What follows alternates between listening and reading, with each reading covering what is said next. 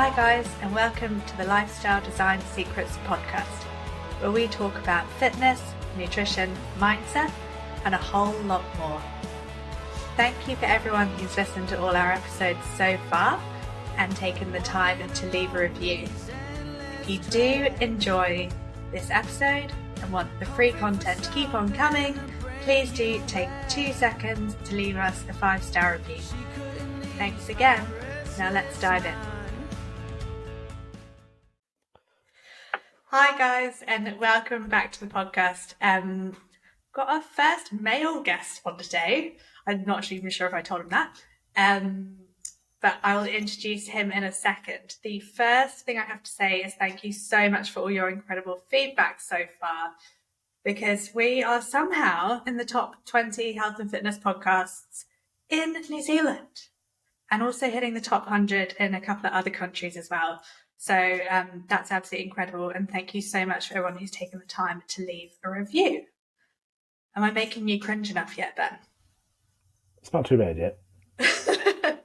Okay, so to introduce our guest today, who is Ben, who is a very good friend and a client.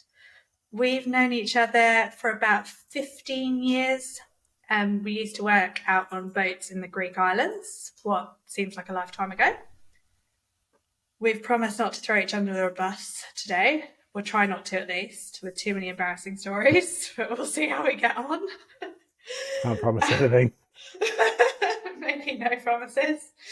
So we're actually just going to start with a little bit of a starter, walk down memory lane. So, Ben, when we worked in Greece, do you remember they used to do, this would be so highly illegal now, I should say. I think everything we did in Greece was illegal, but that's all right. Fair. Yeah. There's now drink drive policies on boats, which is interesting. Probably a good thing. But yeah, so they used to weigh in every crew member at the start and end of every season. Yeah, it was like a competition, right? Like it was, everybody knew they were going to put on a significant amount of weight through drinking and eating and not really much else, if we're honest. Yeah, and it was like, what do you reckon? You never won it, did you?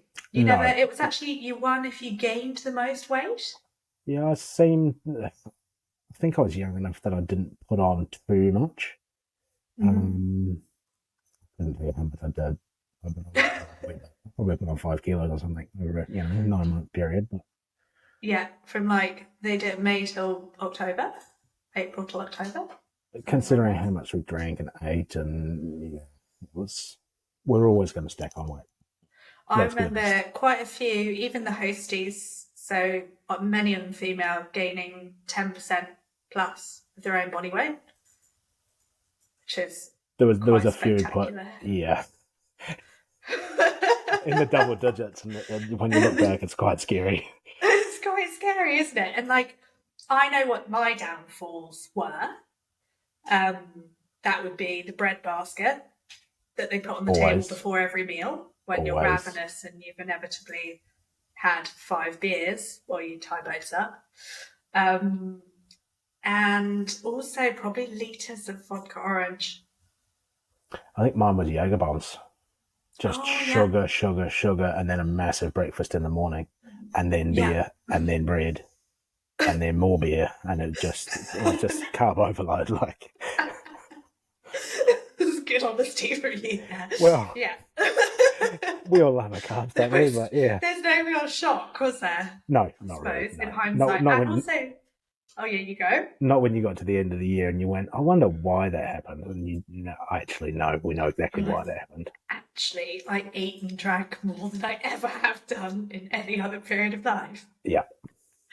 You know what was absolute clincher for me as well? Inevitably hungover, Jana's baguettes.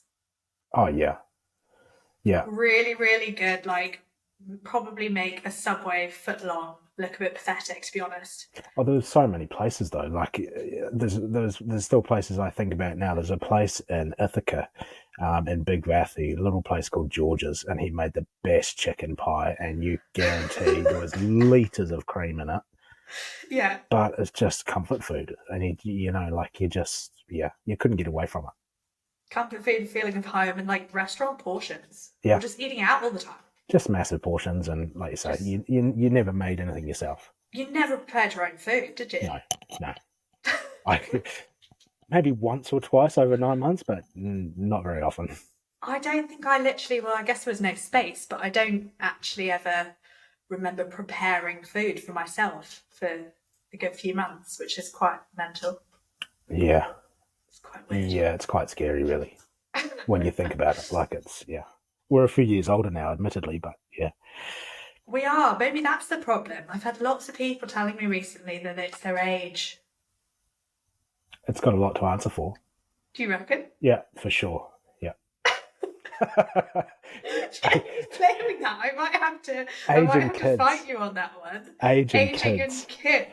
Yeah. Right, yes. So let's move on to the main course. And then what brought you to me? You got in touch with me in about December and you were like, what's this all about?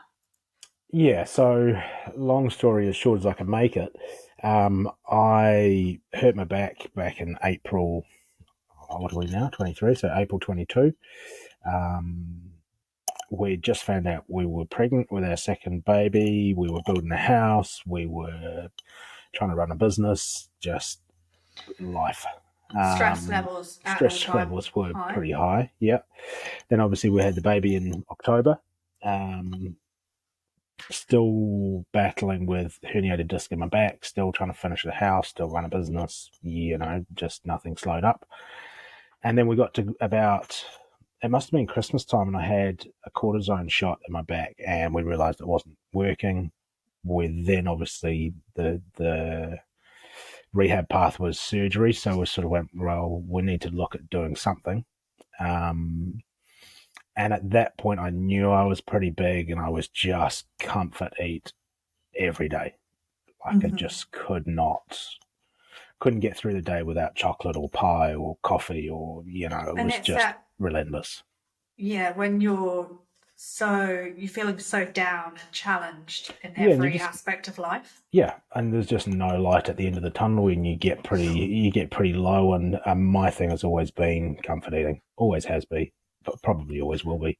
And it's just, my thing was always sugar. I don't really drink a lot, but yeah, chocolate, cake, bread, comfort food for the win. I should have had that list in front of me of what you were eating when we first started. To hear that. No one needs to hear that. I think I've got a good memory, and I would say you were fasting at the time. So this is actually quite interesting. Yeah. So we I started doing the intermittent fasting, doing the 16-8. So we sort of started doing that, but at that point I can't really drag my wife into it.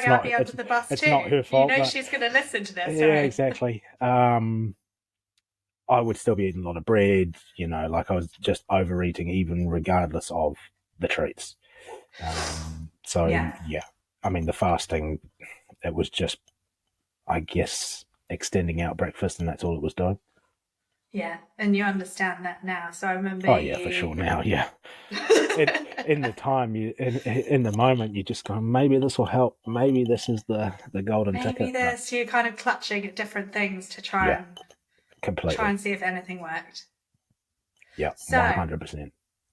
We've got a few words to describe your experience. Do you remember what you put? Not a clue. Life-changing. I know for sure what I put, but no, not a clue. Life-changing were your words. So that was the first thing. So a few words to describe the experience that we went through. Yeah. And to clarify, we worked together for 12 weeks. Yeah. And have kept in touch since, of course. And so some of the key changes you felt were sugar cravings have all but disappeared. Comfort eating has pretty much diminished. Yeah. So over that 12 weeks, obviously, I started at 115 plus kilos and then got down to 98.6, I think it was. 98 was your lowest I've got. So 17 kilos, and that was a week or two after we finished working together. I think that was in about 14 weeks. You went quite 14, hard. maybe 15 weeks. I pushed myself pretty hard. Like it was, if I'm going to do something, I'm going to do it properly. Yeah. And obviously, my my timeline was surgery, and I wanted to lose as much weight as I could pre-surgery because I knew I was going to have probably 3, 4, 5 weeks without actually doing anything. I'm potentially feeling pretty sorry for myself. So that was And knowing the you had that downtime ahead of you, yeah that you didn't want to go into that feeling like you already had a ton of no work to do. no like I look at it now, and if I hadn't have lost 17 kilos, I would be probably north of 120, I would think, quite comfortably Yeah.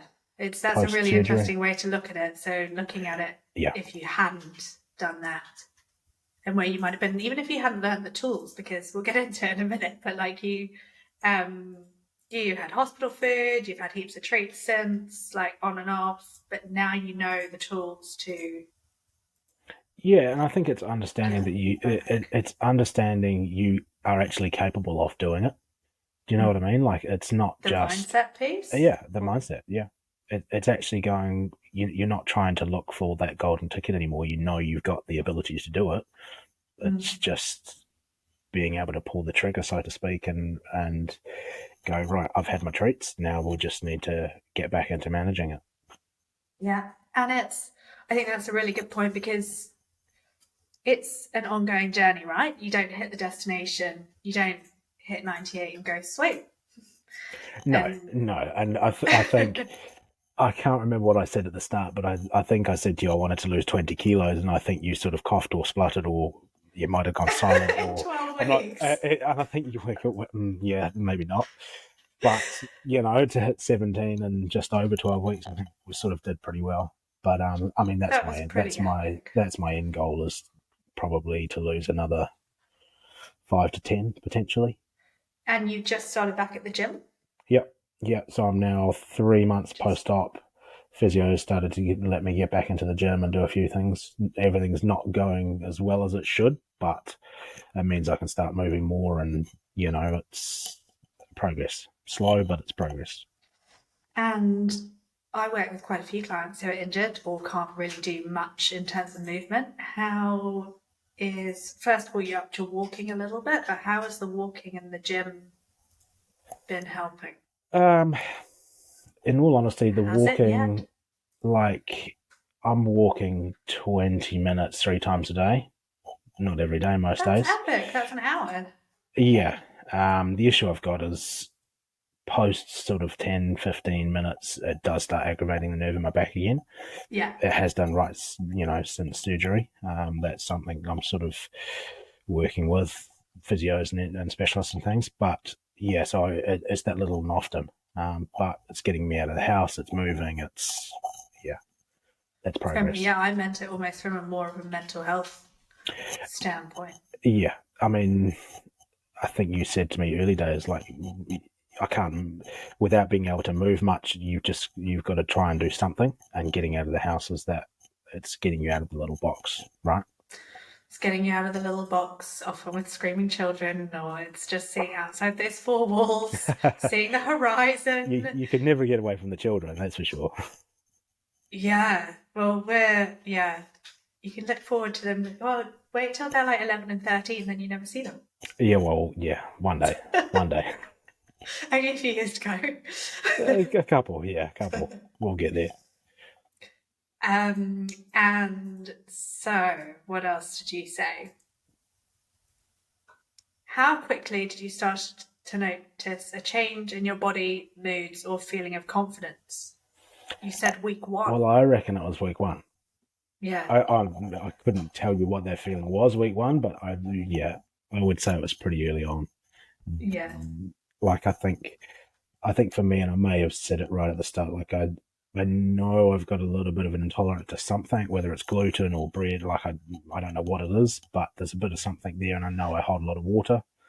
yeah. You'll probably tell me that it's just carbs, and that's just what carbs do. So, Fine. but I've always believed that I've always held a lot of water, and I think yeah, week one that change was huge.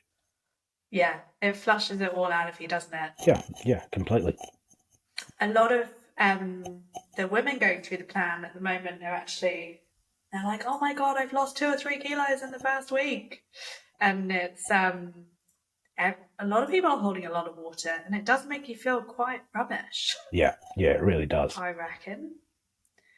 So yeah, and it's as soon as you start to get rid of that water that's just sitting there, you start to actually get more thirsty. As you start to burn fat for fuel, it makes you more thirsty because your body's getting rid of water. Did you notice that? Yeah, I did.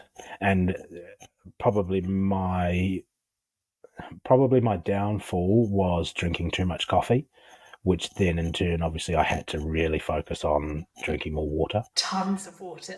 Are you still drinking lots of coffee? Oh, way too you much love coffee. Your coffee. Way too much You're coffee. worse than me. Oh, I would probably be in the 5 cups plus a day. Of like proper espresso? Yeah, proper espresso. Wow. Yeah. Do you finish your last one by midday then? No, I'd quite comfortably have a coffee at 7 o'clock at night and it won't affect me. Yeah. How do you sleep? I sleep fine until the baby starts screaming. But I mean, that's a different issue. Like that's nothing to do with the coffee. Yeah, it's so interesting because that's a really interesting point because everyone say bio individual, and I've been talking to a lot of people that live and they go, "I've given up coffee," as if that was like the answer to their weight loss problems. But see, why? I struggle with that. Lots of people don't know why. Yeah, I struggle with that. And maybe I'm sort of I think probably a little bit biased, but you've got to hold on to something you enjoy. Like if you're changing your diet so drastically to what it was, you've got to have something just to not keep the enjoyment up, but you've got to have a little bit of something. And black coffee, like minimal impact. I drink way too much of it, obviously, but it's better than it's better than craving bread and crackers or whatever else it might be. Yeah, coffee, it's an incredible appetite suppressant. It actually helps boost your ketones. Yeah. So what's produced when you burn fat for fuel, it's actually a really, really good appetite regulation sort of tool, I suppose. And then there's people giving it up left, right and centre because some influencer on TikTok has said that it's bad. I think that's got a lot to answer for, yeah. But I mean, I guess it's a bit different. Like if for me, if I was drinking coffee with a full fat milk and a sugar 5 times a day, completely different story. Not so great. Yeah, the fact that I've been drinking black coffee since I was 15, it's pretty easy to do. That's an early start to coffee. I started with mochas. Oh no. Oh, so gross. No. I had my friend on the podcast the other day from Latvia, and she was like, what the hell is the problem with Kiwis? Why do all the adults drink hot chocolate? Like, it's so strange.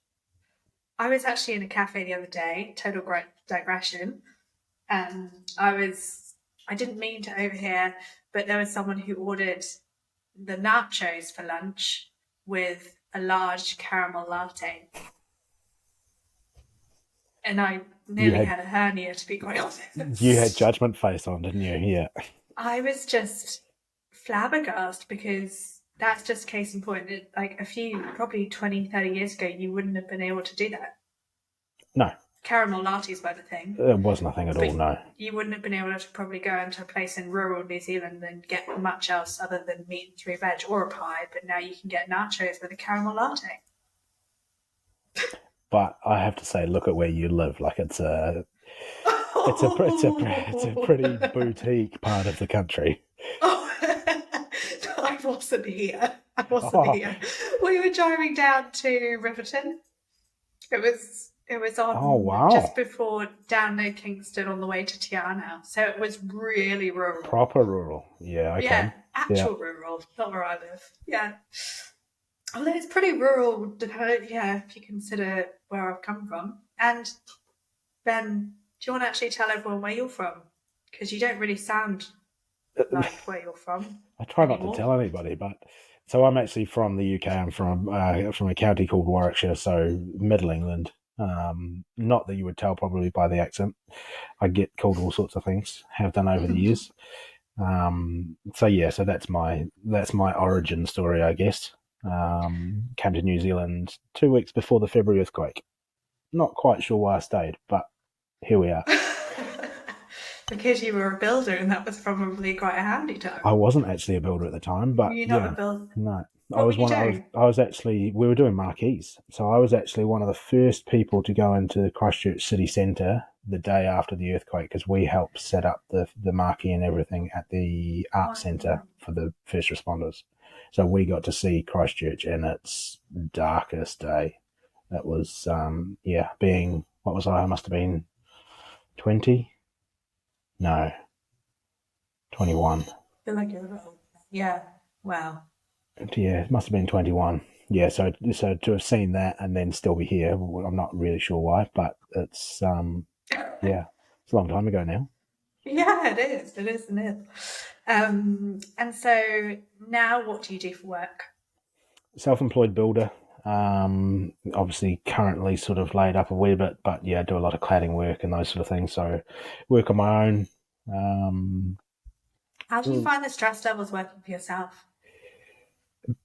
Better working for myself than when I was in corporate. Oh, Worked yeah, okay. corporate for a few years, and yeah, the stress levels were pretty high. And I don't think corporate probably suited me. We haven't Um, really talked about this, but I've got a lot of clients who are so go, go, go and so panicked in and around their employment yeah, that they actually struggle to even know where to begin. Would yeah, you say that that was an issue for you back in the completely. day?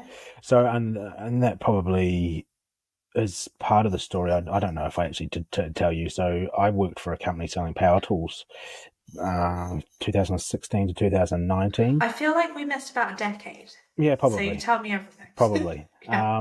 So back then, I was selling power tools, so going into a sales role, that never really worried me. But I think, like you said, it was that go, go, go, and not feeling like you could actually take a breath and sort of manage things. I guess like I probably used to. So I'd be eating coffee and pies, and like it was And just on the never road? ending Were you on the road on as a on the sales road. rep? So they were never sitting down for lunch or anything like that. It was always fast food. And probably I guess I might have been earning more there than I would have been if I was working for myself. So probably that dollar value didn't really affect me so much. So I thought, oh, I'll just carry on, don't worry about it. But What do it they call just it? piled. Golden handcuffs? Yeah, Where you're earning just enough to make you feel like it wouldn't be worth leaving. like it's actually okay. Mm. Um, and then one day you go, wow, I am significantly larger than I was. So at that Yeah. point, I left that company in 2019 and I was 118 kilos. And that's the heaviest I've ever been in my life. And Yeah. yeah, that's a big shock to the system when you're used to being sub 100. Yeah. I do actually remember you telling me about that and the stress levels. Yeah. And the And it's stress kind levels of, go through the roof, and that doesn't oh, help. yeah. But when you're that big and you can't play with your kids, and like it just puts so much stress on your body and everything else that it all just bundles into one. And yeah, then you go, right, we do actually have to do something here. Mm. And you mentioned a really good point there, like your kids. So your why was to That's my get why. healthier for surgery, Yep. get more confident. But really, you've got I two don't little even ones. I don't even know if confidence for me was a thing. Like I've always had reasonably low self confidence. But the kids, like it's always been about the kids. Being Yeah. able to play with them, like being able to show them things, teach them things. Like I don't want my kids to miss out on anything. So if my health and if my health and well being journey affects them, then I need to do something about it. That's how I sort of saw it. Hmm. Why do you think you have low self confidence? Not sure. Always have done, and that's a big conversation I've had with plenty of therapists over the years. So I was debating whether or not to throw that one at you or not. it's I would say it goes back a long way, a long, long Mm. way, and I don't think I've probably dealt with it as of yet. But I think this year going back to one of those statements you just read back out, this year's probably the start of me revisiting that journey. And, like you said, life changing, like losing 17 kilos in 3 months, or just over, let's call it, like that's life changing. You don't get that same feeling not doing that, if that makes any sort of sense. It does make total sense. And actually doing something that you say you're going to do is a massive dopamine hit in itself. Yeah. To the system, but it's also a long-term, you kind of building yourself into this new person who is a more capable father, who's done what he says he was going to do before surgery, who is, I suppose, regaining control. And the more evidence you stack in your favor of proving you can do what you say you're going to do. Yeah, it's that commitment. And how you slowly build confidence. Yeah. And actually, sticking to something and seeing the results of sticking to it, that's a big boost in itself. Yeah. Aside from anything else, just actually seeing something come from you sticking to something, I think that was the biggest thing for me. So seeing the output from the inputs? Yep. Yeah. It's interesting. I'd love to go deeper on the self-confidence at some stage, because a couple of friends, they go, why don't you ever talk on camera? This is a podcast. This is different. This feels safer. I never get on social media and have a yarn on my stories. I think you've got to be you've got to be a certain sort of people. Person, I should say. Yeah, I think so many people suffer with self-confidence issues that don't really talk about it enough. Yeah, it's one of those things. Like I'm probably one of these people that reads into things way too much and does way too much reading online and research and all those sorts of things, and it just seems to be a pattern in the last, I don't know how many years, but it's just everybody's overworked and stressed, and there's so many other things to life, and then obviously COVID's got a massive part to play, but it just I think it's a trend, let's call it, of low confidence levels. Yep. All sorts of crazy anxiety in every form of life, I reckon. So it's funny, that's what I suppose I love about my job, is being able to give people a little bit of confidence back in at least one facet. Yeah. And then hopefully building from there. So, what has been your key learning? I have the self-control when I need to. Well... Tell me about that week a couple of weeks ago, Bevan. What did you eat? A donut, a pizza, and what was the third thing? There was a few things. But the thing is, it was chips, so that was it, but that was spaced out over 5 or 7 days, I can't remember. Yeah. But I think I may have had a little whinge, because I was like, I've been doing so well, and like I'm still doing my intermittent fasting, and protein's up over whatever number it needs to be, 150 grams, and blah blah blah. And I was doing what I thought was well, and then just might have had a donut one day, and then a couple of days later I had a bowl of chips at lunchtime, or whatever it was. And I think because I hadn't seen the weight come off, I was like losing the plot, kind of. Yeah. But you just listen to the professionals. Was I a good mirror? You listen to the professionals, and they help you along your way. The funny thing is, I think I messaged you, Ben, because I was like, golly, I've got holiday in 2 weeks. And this is why I think it's actually important for everyone to know that it is an ongoing journey. I don't sit there going, la, la, la, like I'm all good now. Like, it is an ongoing journey, and we had a weekend in Dunedin, I think I told you about, with the boys. Yeah. We ordered Uber Eats from about 17 different places, which blew my mind that you can do that. Or Deliver Easy. I should probably give a shout out to Deliver Easy. Very efficient, who even brought the boys red wine. Delivered to the door. Can you believe it? But so I can, unfortunately, yeah. This is the next problem we're going to have, is it's just so easy to get stuff. It's so easy. It's so bad. When I started working with you, Ben, you and Abby loved to take away pizza. Correct. Yeah. Still do. Still love a takeaway pizza. Hasn't changed. Still love but it. Fewer and further between, do you reckon? Frequency is a lot less. A lot less. Yeah. And that's really important as well. Like it's not that you never eat it again. It's just no. And I think in that 12-week program, like I think I sent you a photo one day of I don't know where we must have been in Queenstown, one of the restaurants, and we were having breakfast. We were coming back up from down south somewhere. Oh, was it Joe's Garage? The burger. It was a breakfast burger from somewhere. Yeah. And I think your comment at the time was, "Did you enjoy it?" And I said, "Yeah, I did."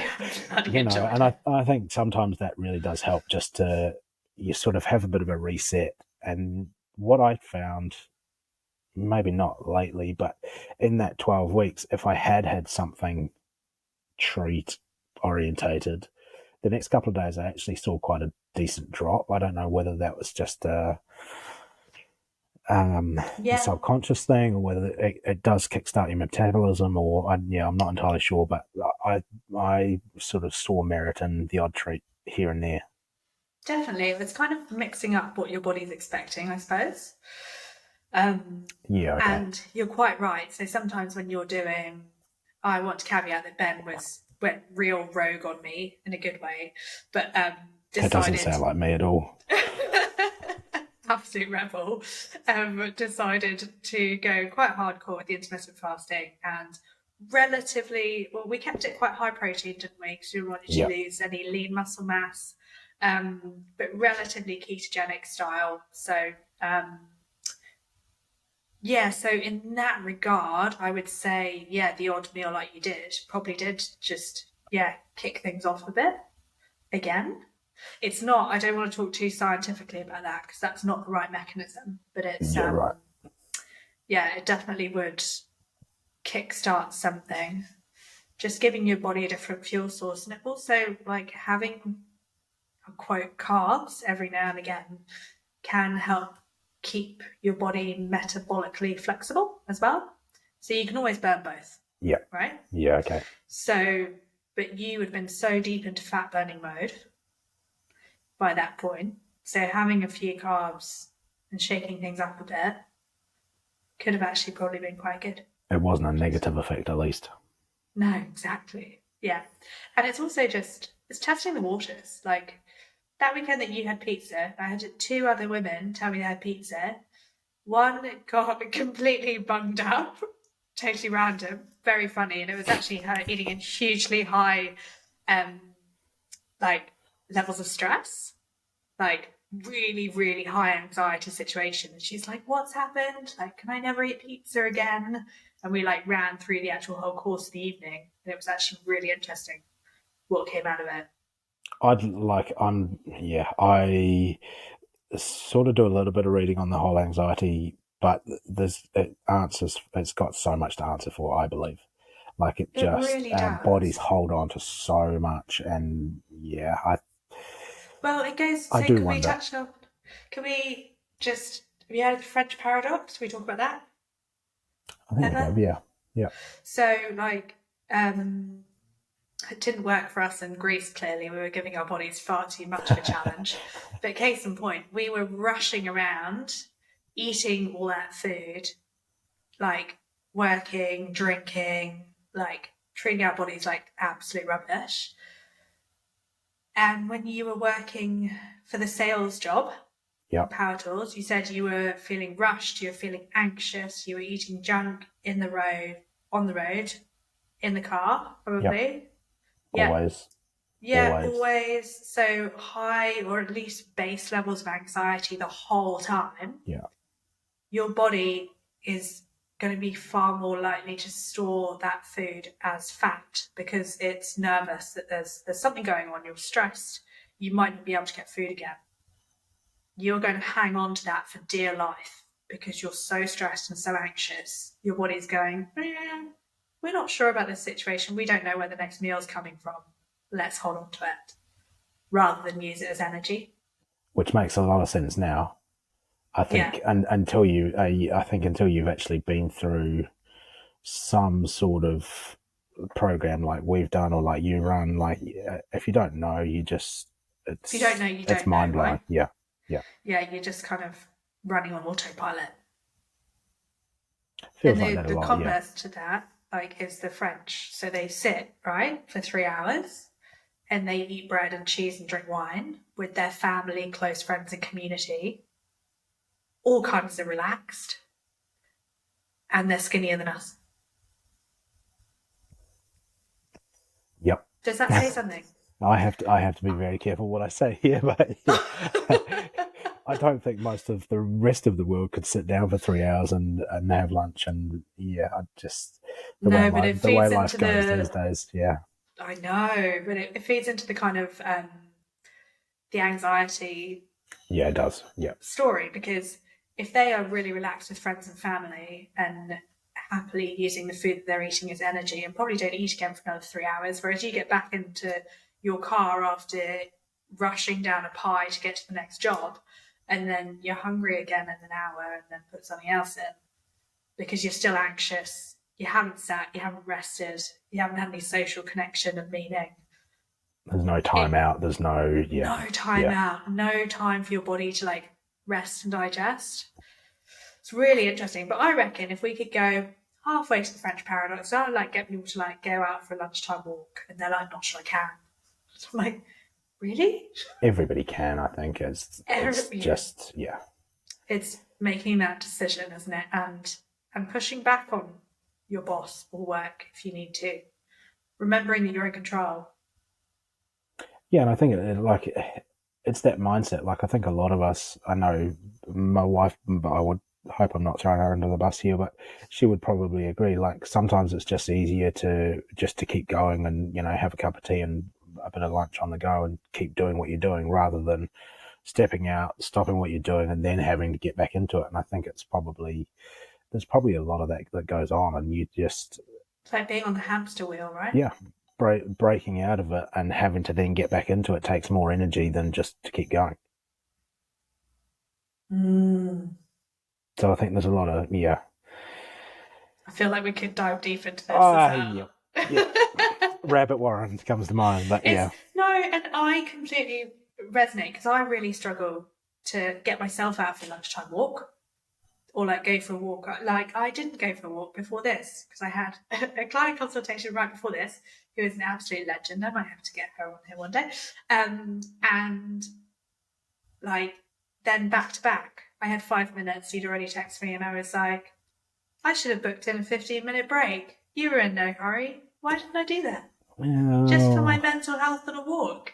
But it's so easy to feel like when you need to earn money or you need to squeeze so much into a day or you need to get such and such done, not to stop. I think that's part of our problem these days is we can't stop. And it's relatively easy just to book 15 minutes out. But having that commitment and that mindset to just do it. 15 minutes, 3-4 times a day, whatever it is. Like it's the commitment to yourself and the mindset. Yeah. Right. So, moving swiftly on, we really digressed down all sorts of rabbit holes and it's been good. We knew we were going to be fair, but yeah.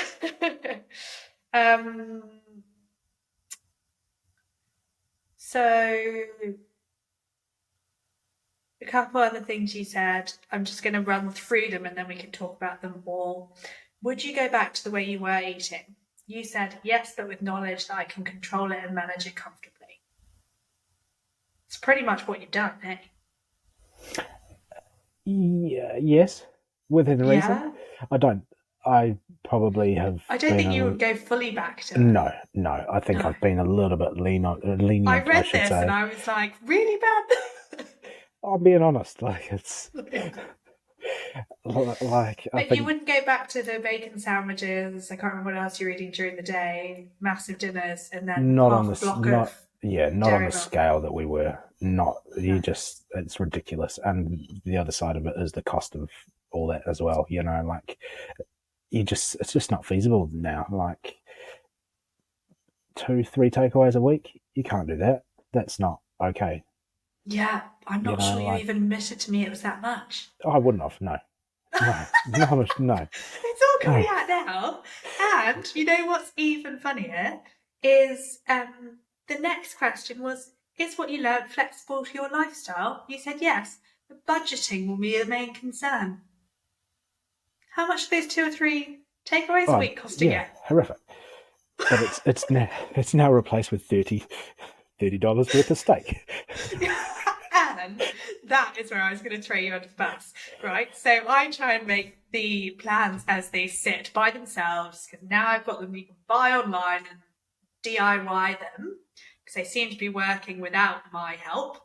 Ben chose instead to eat steak and eggs and cottage cheese, was it? Yeah, That was yeah. your staple. Because I've So never eaten steak for cottage. lunch every day. Oh, not every day, but probably 5 days a week. Yeah. Okay. But I'll get a little bit of context. Like we, because of what we're sort of dealing with, and my wife with a baby and work and all sorts of things, we just wanted something simple. We wanted something easy, and obviously, I was at the time struggling to understand how I could get so much protein into a day with fasting as well. So having never eaten cottage cheese in my life and realizing that it's really high in protein, no calories, no carbs, no nothing, I was like, right, well, I'm just going to put cottage cheese with everything.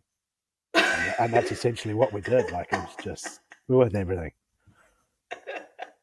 So That's it's awesome. And like, steak, 2 eggs, cottage cheese, and sriracha. Like, it was just, it's not the most exciting meal, but it got it me a looked ton. quite good. It got me a ton of protein, filled me up. It got me through till 3 o'clock in the afternoon quite comfortably. And Having can we just, having it at 11 o'clock in the morning. yeah, like, just to clarify, you were eating steak, eggs, cottage cheese, and sriracha, and you lost 17 kilos in just over 12 weeks. Yep. Yeah. I think a lot of people would be surprised at that and shocked. Lots of people are still thinking low fat is the way to go, but I think a lot of blokes would probably love to hear that. Yeah, and the thing is, like, our households are probably a little bit reverse of normal families. Like, I don't actually enjoy eating steak. My wife loves steak. She'll have steak every night of the week or every time we go out for a restaurant if she could.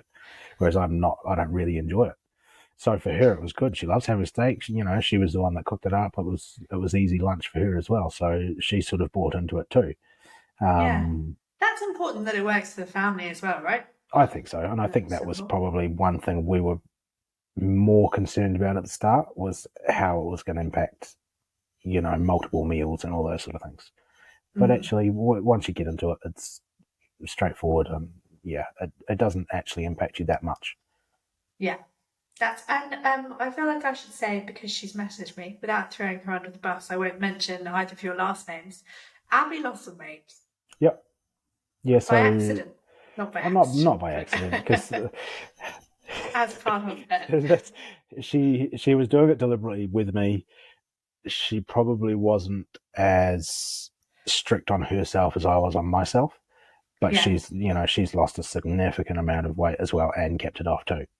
Yeah. So, like, it's 2 for It's 1. worked for her as well. Yeah. 2 for 1. Yeah, very good point. Bargain. Well, She sent me a photo of herself from last April.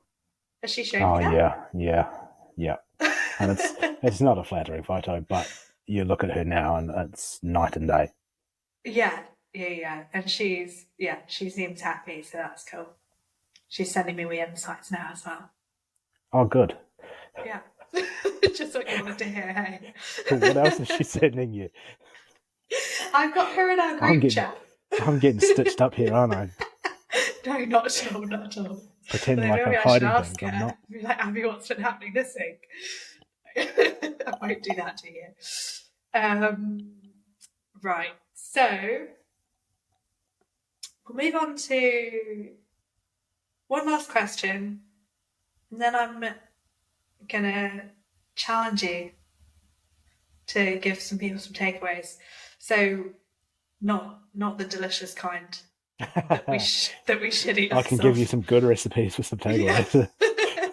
Good recipes to Yeah, takeaways. Yeah. I'm right into recipes at the moment, so Are you? yeah. Have you tried the Well, satay sauce one yet? no, Abby did tell me about that one actually the other day, so Okay, there's a cool. there's a few there's a few on the books.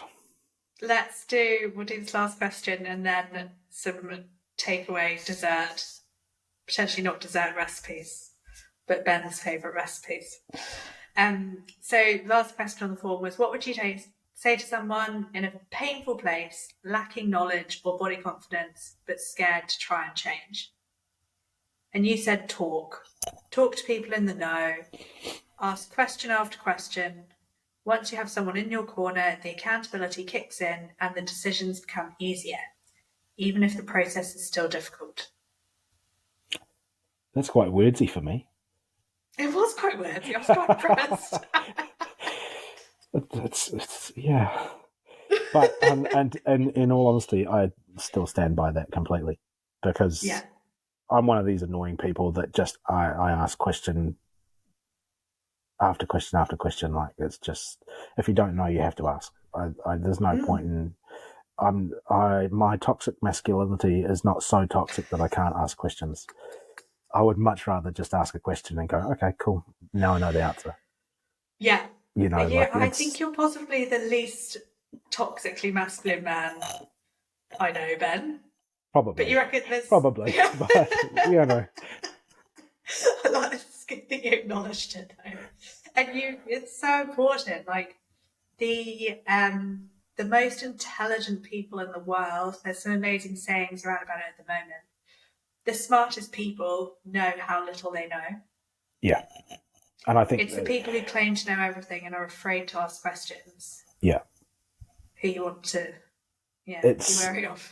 Like, it's so easy just to muddle your way through life and just try and make it up. And I've been guilty of sort of trying to do too many things, especially in my work environment, like just trying to take on too many things and sort of control too many things. And you just have to be a bit careful. And if you don't know, just ask.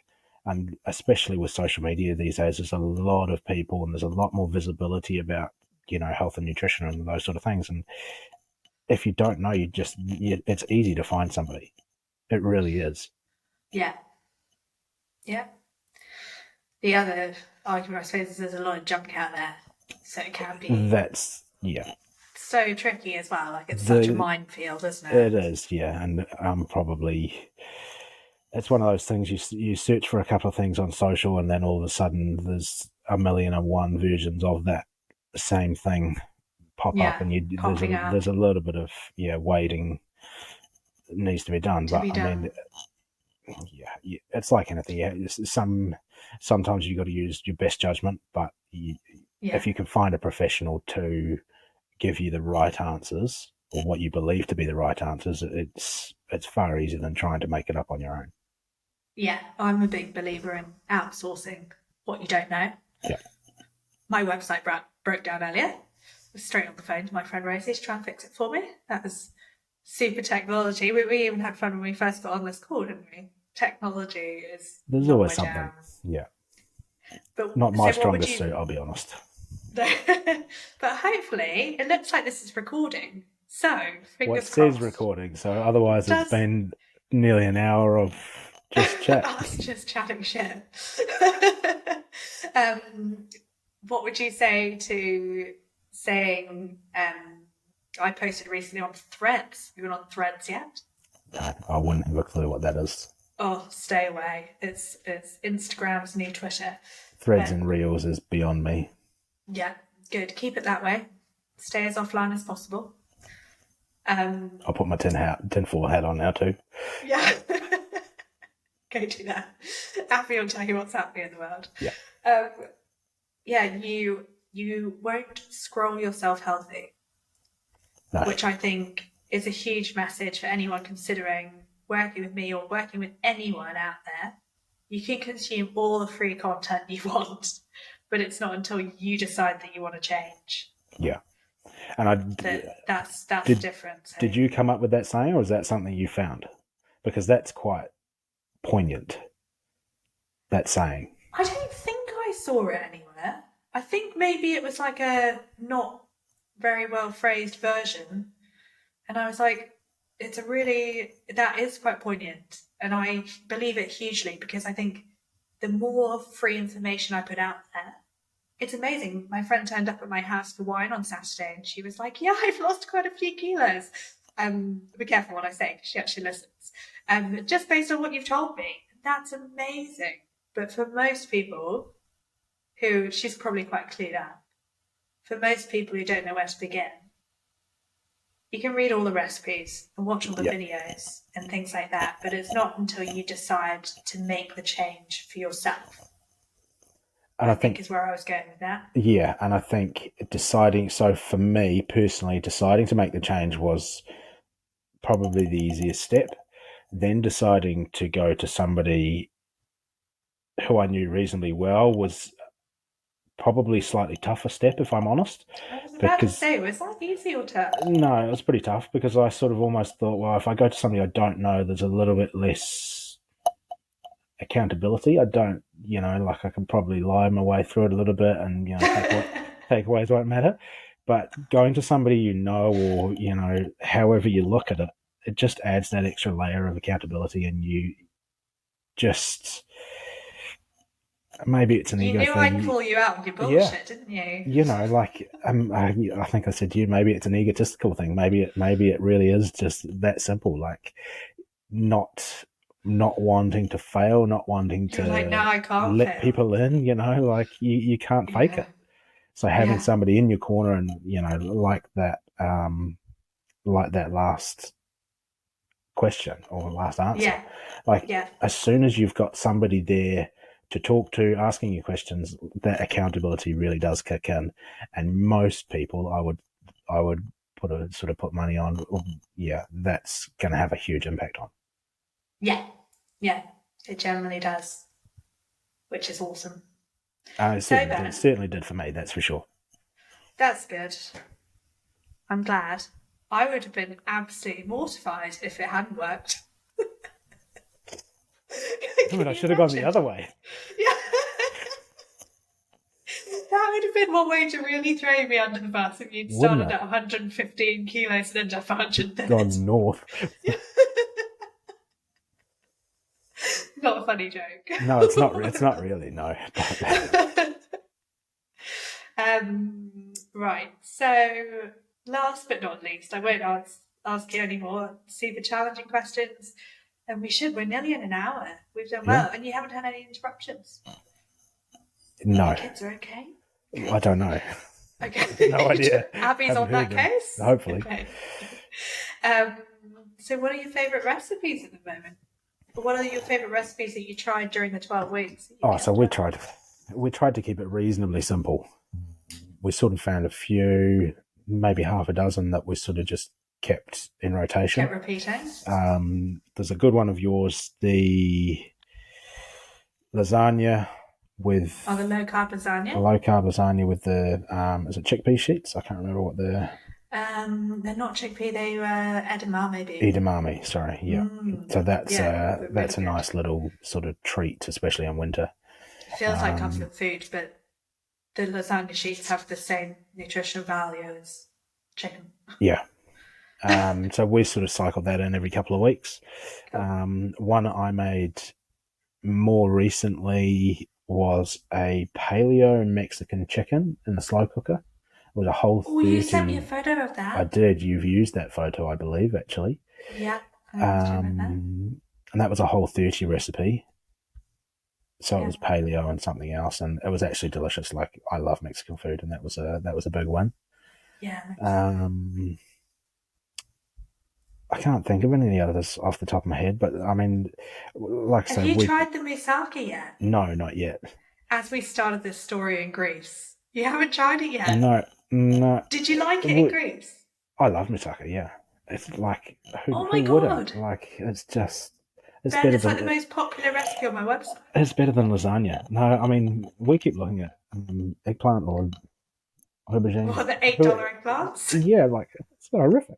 Are we going to end this conversation talking about eggplants? But no, we're not. But I mean, I think we've just looked at it and gone, moussaka, we'll just go the easy route, go down the lasagna, and keep it simple. Yeah. But I mean, that was our main thing, was not trying to get too carried away with different recipes, and a lot of ours Making it were, too complicated. yeah, because like we've got 2 kids and trying to do work and trying to do everything else. A lot of ours were chicken drumsticks and roasted broccoli and cauliflower. Oh yeah, you did That like that. was roasted broccoli and cauliflower changed everything for us, because it's not just Throw it in the oven and begin boiled or that. steamed within an inch of its life. It's Yeah, absolutely. I'm But trying I to mean, think. I can't think of any others off the top of my head, but there was a few. Yeah, no, that's good. That's simple. Apparently, most people find 5, 10 recipes or meals and then eat them on repeat. Yep. I mean, Yeah, that's because all we ever used to do if we were cooking. Like, we'd yeah, be fajitas and like all those sorts of things. Anything with wraps or high carb stuff that we were right into. Sausage and mash was a massive one. yeah. Um, that was one actually we did the other day, was like a deviled sausages sort of. That was a Oh paleo yeah, recipe with yum. cauliflower mash. Was beautiful. Oh, that's a really good idea. Yep, You might have to send me these recipes so I can put them in the show notes for people. Sorry, easy. I causing you can do some that. admin. Or should No, I that's ask all right. Abby? No, I can do that. I'm sure I can take Okay. a photo. That's Screenshot manageable. it. Any final thoughts, Ben? Lots. Like I think we've said, like we could talk for hours on it, and like there's so many things you can dive into. And I think my biggest thing was the accountability in myself. I knew I could do it, but it's having that kickstart. And having somebody like yourself, probably a little bit different for you and I, having knowing each other previously, but Mm. having somebody you trust in your corner that is actually looking out for your best interest and is going to touch base at least once a week, or whatever. It's having that belief, and once you've Mm. got somebody there to sort of not kick you in the backside all the time, but just to keep checking in, like it really Also does. believe in you and know that you can do it. Yeah, I think yeah, that's quite powerful. yeah. Yeah. I think once you've got that structure in place, I, I, I can't see that you could lose. In all honesty, You reckon? I'd like it's pretty foolproof. I believe anyway. Maybe that's just a biased opinion, but No, I reckon. I reckon. Um, I think I always say, actually, most people think I mostly work with women or only work with women. Blokes are actually some of my favourite people to work with because I usually give them the plan. They absolutely ghost me and then come back and tell me that they've lost 8 or 10 kilos. So you, I can believe that too. But yeah, you are actually, yeah, you are the opposite of I the was the toxic annoying one. masculine. I'm just, yeah, you asked all the questions and it was great because I feel like you got a hell of a lot out of it. I think so. I think we can sort of manage it pretty well from here on in. There's obviously going to be times where I mean, perfect example. We've been out into town and taken my son out today, and we had Empire chicken burgers for lunch. Oh yeah. So not ideal. Tasted amazing, but So tomorrow we'll get back on it and we'll manage it again. So it's just once you've got that knowledge there, it makes life so much easier. I believe. So actually, we talked about this. I talked about this with my friend Paula as well. So you actually feel like you got slightly more freedom when Yeah, you know, yeah, and you don't worry you know. about it quite so much. Boom! I feel like that's a good mic drop right there. Not a bad place to stop. Ben, thank you for coming on the podcast today. You were such a hit with the older ladies out in Greece. I feel And you like you can't should say ask them that to leave now. us a great review. You can't say that now. We were doing so well at 58 minutes. And I can't Let's even see if drop we anything can in to get your stitch you up. ratings like up, up above all the ladies so far. I've got nothing to say now.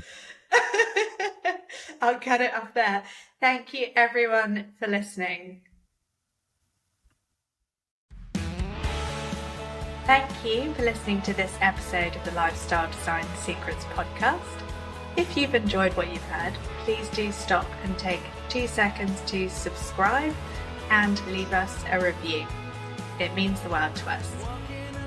If you are curious about working with us or checking out our new bite-sized guides or our full body reset transformation programs, please do head on over to our website, which is www.amysfitnessandnutrition.co.nz. Have a great day.